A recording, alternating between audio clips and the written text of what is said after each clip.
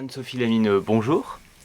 Vous avez publié aux éditions L'Harmattan, plus particulièrement dans la collection Logique sociale, un ouvrage intitulé Identité religieuse et monde commun, penser les idéaux, les attachements et la participation sociale, avec John Dewey. Alors, pouvez-vous nous présenter votre ouvrage, s'il vous plaît? Aujourd'hui, on s'inquiète du religieux, et on a de bonnes raisons vu les actes qui sont commis en son nom. Plus de 1700 jeunes sont partis en Syrie et ils viennent aussi bien de familles populaires que de familles de classe moyenne. Ils viennent aussi bien de familles musulmanes que catholiques, cathées ou même juives. Alors effectivement, on a de sérieuses raisons de s'inquiéter de la radicalité.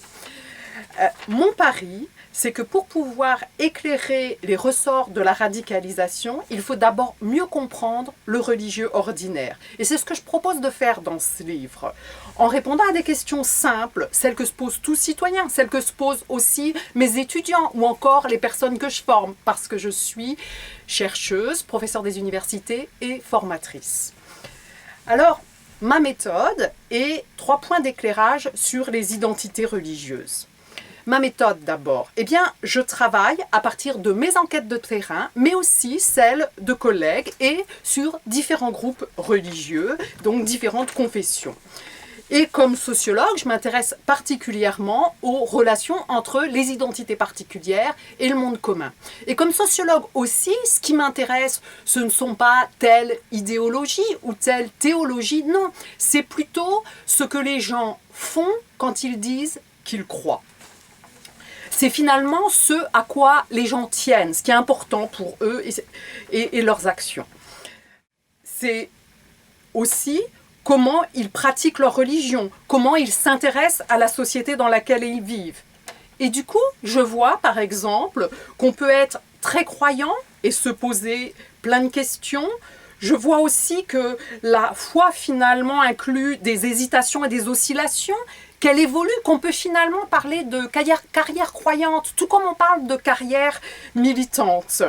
Et qu'on peut être très très pratiquant à un certain moment pendant quelques années, et ensuite beaucoup plus modérément, par exemple à partir du moment où on se met en couple et qu'on obtient un job fixe. Autre point inattendu, on peut aussi être très croyant et en même temps très critique de son propre groupe, de sa communauté, de ses organisations religieuses. C'est ce que j'appelle la solidarité sans consensus. Solidaire avec son groupe, mais sans consensus avec lui. Pour comprendre ce qu'est croire, je le décompose en 3 dimensions, ou si vous voulez, en 3 points d'éclairage sur l'identité religieuse. Bien sûr, selon les personnes, ces 3 dimensions se combinent de diverses manières. D'abord, je regarde comment croire est d'une certaine manière une construction de soi, un travail sur soi que l'on expérimente dans des pratiques, bien sûr, mais aussi dans des moments qu'on vit intensément, par exemple de méditation ou de rencontre avec d'autres. Ensuite, croire, c'est aussi une forme de dépassement de soi par des idéaux. Et qu'est-ce qu'un idéal? Eh bien, c'est simplement une valeur à laquelle on tient particulièrement et pour laquelle on s'engage dans la durée. Par exemple, la solidarité, la justice. Enfin, croire, c'est aussi être ensemble, se relier à du commun. Mais ce commun peut bien sûr être considéré à différents niveaux, la communauté, la société ou même l'humanité.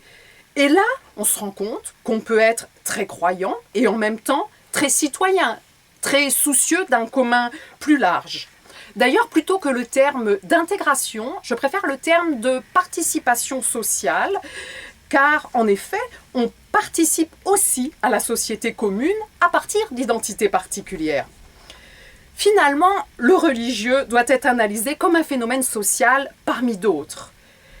Les risques existent, bien sûr, mais comme dans toute dimension du social, c'est complexe. Oui, mais ça vaut le coup de cesser de le considérer uniquement comme un problème de gens qui militent de manière intransigeante pour un absolu. Car cela stigmatise inutilement ceux qui y tiennent et car finalement, très peu sont militants. Aussi car le doute est bien plus courant que l'absolue certitude.